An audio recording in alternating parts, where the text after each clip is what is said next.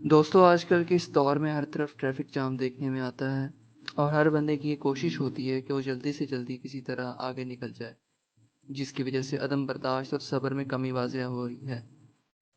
لیکن کیا آپ کو یہ پتا ہے کہ دنیا میں ایک جگہ ایسی بھی موجود ہے جہاں پر پچھلے 73 سالوں سے ٹریفک جام ہے اور ایک بھی بندہ ہارن نہیں بجا رہا؟ اسی طرح کی دلچسپ معلومات آپ کو آج کی اس ویڈیو میں ملیں گی، تو ہمارے ساتھ رہیے گا۔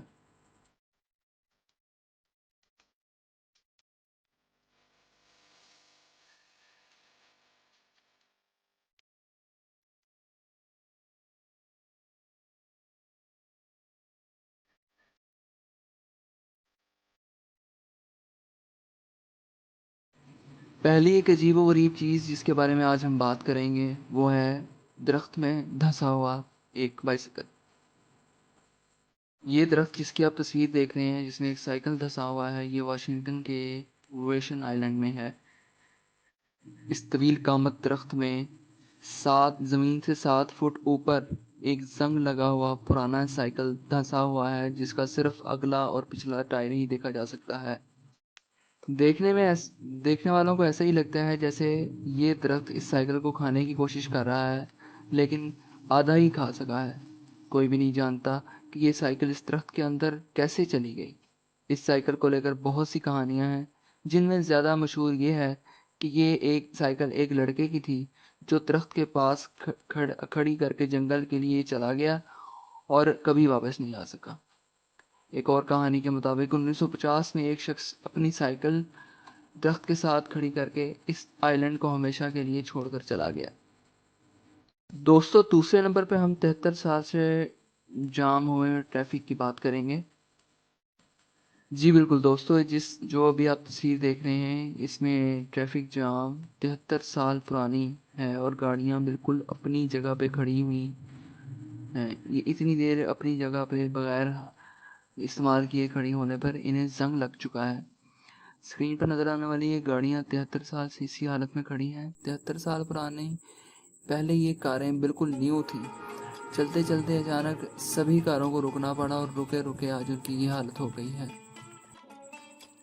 ان گاڑیوں کے مالک 73 سال پہلے انہیں اسی حالت میں چھوڑ گئے تھے اور ان کو لینے دوبارہ کبھی بھی نہیں آئے۔ اسی وجہ سے کھڑے کھڑے ان کی یہ حالت ہو گئی ہے اور یہ جگہ ان گاڑیوں کا قبرستان بن گئی ہے۔ یہ پراسرار جگہ یورپ کے شہر بیلجیم میں واقع ہے۔ یہاں پر لگ بھگ 500 گاڑیاں پارک کی ہوئی ہیں، جسے دیکھنے پر ایک بڑا ٹریفک جام جیسا محسوس ہوتا ہے۔ یہ گاڑیاں ہسٹری کے مطابق امریکن سولجرز کی گاڑیاں ہیں جو کہ اکٹھے کہیں سفر کر رہے تھے، لیکن انہیں اچانک کال پہ بیلجیم جنگ کے لیے جانا پڑا اور جس کی وجہ سے وہ انہیں اسی حالت میں چھوڑ کے چلے گئے۔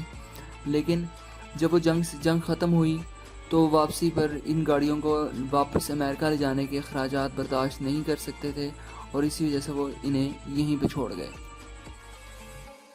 آسمان سے ہونے والی فرشتوں کے بالوں کی بارش۔ جی ہاں دوستو، 1959 میں یعنی کہ 1959 میں پورٹگل میں ایک دوپہر کو اچانک آسمان سے ریشمی دھاگوں کی طرح کی دکھنے والی ایک عجیب سی چیز کی بارش ہوئی۔ اس واقعے کو اینجل ہیئر رین کا نام دیا گیا۔ نیچے گرنے پر دیکھا گیا کہ یہ مکڑی کے جالے جیسا ہے۔ اس وقت بہت سے لوگوں نے اسے ایلین سے جوڑ دیا۔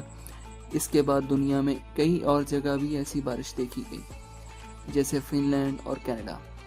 حیران کن بات یہ ہے کہ اس عجیب چیز کا کوئی سیمپل محفوظ نہیں کیا جا سکا، کیونکہ سیمپل سے پہلے ہی یہ چیز بھاپ بن کے اڑ جاتی ہے، خواہ اسے کتنے بھی کنٹرول ٹمپریچر یا کنٹرول انوائرمنٹ میں پرزرو کرنے کی کوشش کی جائے، یہ پرزرو نہیں کی جا سکی۔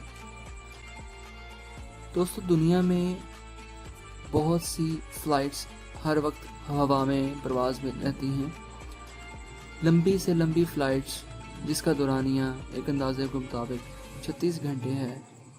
لیکن کیا آپ کو پتہ ہے کہ 1955 میں فلائٹ 914 نے 57 مسافروں کے ساتھ نیو یارک سے میامی کے لیے اڑان بھری، مگر وہ جہاز کبھی میامی پہنچ ہی نہیں سکا۔ 37 سال بعد 1992 میں اسی جہاز نے اچانک وینزویلا ایئرپورٹ پر لینڈ کیا اور کنٹرول ٹاور کے ساتھ بات بھی کی کہ ایئرپورٹ کے ریڈار پر کچھ نظر نہیں آیا، مگر پھر بھی ایئرپورٹ کے باقی سٹاف نے اس جہاز کو دیکھا۔ یہ جہاز جب وینزویلا ایئرپورٹ پر لینڈ کیا تو مسافروں نے باہر دیکھا اور اندر جہاز میں بیٹھے مسافروں کو بھی دیکھا گیا اور پائلٹ کو بھی دیکھا گیا۔ پائلٹ کی آواز سے جب اس نے رابطہ کیا کنٹرول ٹاور میں تو لگ رہا تھا کہ وہ بہت زیادہ گھبرائے ہوئے ہیں اور شوق میں ہیں۔ پائلٹ نے پوچھا کہ کہاں ہیں ہم اس وقت کہاں ہیں؟ جواب میں کنٹرول ٹاور نے جواب دیا کہ یہ 1992 ہے اور آپ اس وقت وینزویلا ایئرپورٹ میں ہیں۔ یہ سن کر پائلٹ اور بھی گھبرا گیا اور کاکپٹ کی کھڑکی کھول کر کہا کہ ہم سے دور رہو، اور فوراً دوبارہ جہاز کو ہوا میں لے گیا اور آسمان میں ہمیشہ کے لیے غائب ہو گیا۔ لیکن جاتے جاتے پائلٹ کے ساتھ ایک 1955 کا کیلنڈر گر گیا تھا جو اس واقعے کے ہونے کا سب سے بڑا ثبوت بن گیا، اور ساتھ میں کنٹرول ٹاور سے ہونے والی باتوں کی ریکارڈنگ بھی اور لوگوں کا بیان بھی اس پراسرار واقعے کا ثبوت ہے۔ لیکن وہ جہاز کہاں سے آیا، کہاں گیا؟ کیا وہ کسی بلیک ہول میں چلا گیا، یا وہ جہاز والے کسی طرح سے ٹائم ٹریول کرنا شروع کر دیا؟ یہ وہ سوالات ہیں جن کے جواب آج تک نہیں مل سکے۔